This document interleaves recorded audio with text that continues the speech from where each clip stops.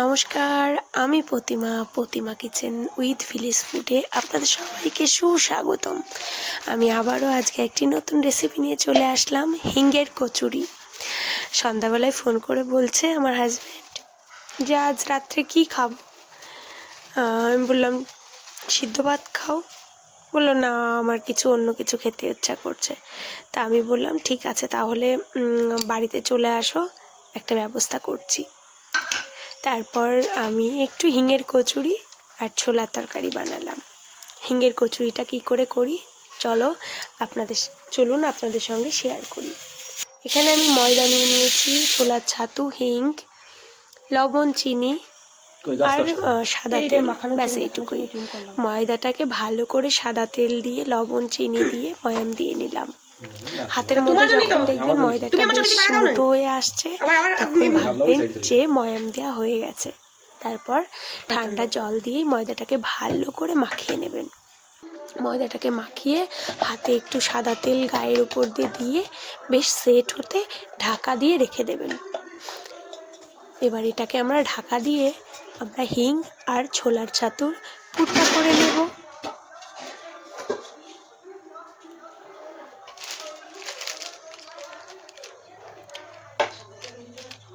জানেন তো, আমার বড় ছেলে খুব খুশি হয় একটু মুখরোচক জিনিস করলে। এখানে সর্বপ্রথম আমি গ্যাসটা জ্বালিয়ে ফ্রাই প্যানটাকে বসিয়ে নিলাম। যেহেতু আপনারা হিং দিয়ে কচুরি করবেন, আমরা তো ডাইরেক্ট দিতে পারি না, ওই জন্য আপনারা চাইলে পেঁয়াজ দিতে পারেন, তবে পেঁয়াজ রসুনটা আমি অপশনাল রাখছি, ওটা আমার ঠিক পছন্দের না। ওই জন্য সাদা তেলের ওপর কালো জিরে দিলাম, আর একটা এভারেস্টের হিং দিলাম, আর একটা সানরাইজের হিং দিলাম, দিয়ে বেশ ভালো করে তেলের উপর নাড়াচাড়া করবো। বেশ গ্যাসের ফ্লেমটা কিন্তু আপনারা কম দেবেন, ফুলেও জোরে দেবেন না, তাহলে পুড়ে যাবে। আর এখানে 2 চামচ মতো আপনারা ছোলার ছাতু ব্যবহার করবেন। একটু নাড়াচাড়া করে যেই লাল লাল মতো হয়ে যাবে তখন জল দিয়ে দেবেন। জল দিয়ে এতে হলুদ, লবণ, চিনি সব দিয়ে নেবেন।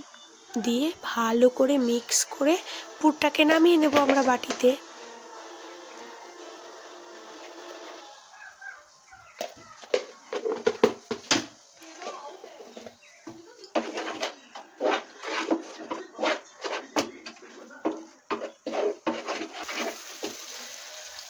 দেখুন কি সুন্দর, এটা নামিয়ে দিলেই শুকনো হয়ে যাবে। আপনাদের দেখতে মনে হচ্ছে এরকম।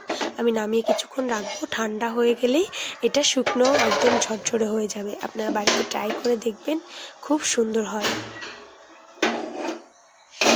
এই দেখুন। এবার চলুন পুরির জন্য কচুরির জন্য বেশি ময়দা নেবেন না, যেরকম লুচি করেন তার থেকে একটু বেশি নেবেন, নিয়ে এরকম কাটুরির মতো করে নেবেন, বাটির মতো। তারপর বেশ অল্প খানিকটা করে হিঙ্গের এই পুর ওর মধ্যে দিয়ে মুখটাকে ভালো করে মেরে নেবেন, যাতে পুরটা বেরিয়ে না যায়। পুরটা যদি বেরিয়ে যায় তাহলে দেখবেন তেলে ছাড়লেই সমস্ত পুর তেলের মধ্যে চলে যাবে, লুচির মধ্যে থাকবে না, আর ফুলবেও না তাহলে কচুরিটা। আপনারা বাড়িতে ট্রাই করবেন, খুব ইয়ামি হয় খেতে। আস্তে আস্তে বেলবেন, একদম আলগা হাতে সুন্দর করে বেলে নেবেন। এই দেখুন ভেতরে কি সুন্দর পুরটা ছড়িয়ে যাচ্ছে, আপনারা তো দেখতে পাচ্ছেন। এই দেখুন, এই যে তেলে এবার ছেড়ে দেব। হাই ফ্লেম দেবেন না তেলে, আমি কিন্তু লো ফ্লেমে দিয়েছি। একদম আস্তে জাল দিয়ে লুচিগুলো ছাড়বেন, দেখবেন একা একাই সুন্দর ফুলে উঠবে। দেখুন কি সুন্দর ফুলে উঠলো লুচিগুলো। এবার আমি উল্টে দেখুন আমার লুচিগুলো কিন্তু সুন্দর, কচুরিগুলো কিন্তু ফুটো হয়নি জন্যে, পুরের জন্যে বেলেছি আস্তে আস্তে, তেলটা পরিষ্কার আছে, তেলে বেরিয়ে যায়নি।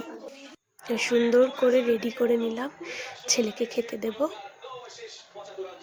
এখানে আমি কাশ্মীরি ছোলা রান্না করেছি, এটার রেসিপিও অবশ্যই আমার চ্যানেলে পেয়ে যাবেন। চলুন ছেলেকে খেতে দিয়ে দিই, ছেলে রিভিউটা কেমন দেয় আর লুচির মধ্যে পুরটাকে দেখাবো। চলুন।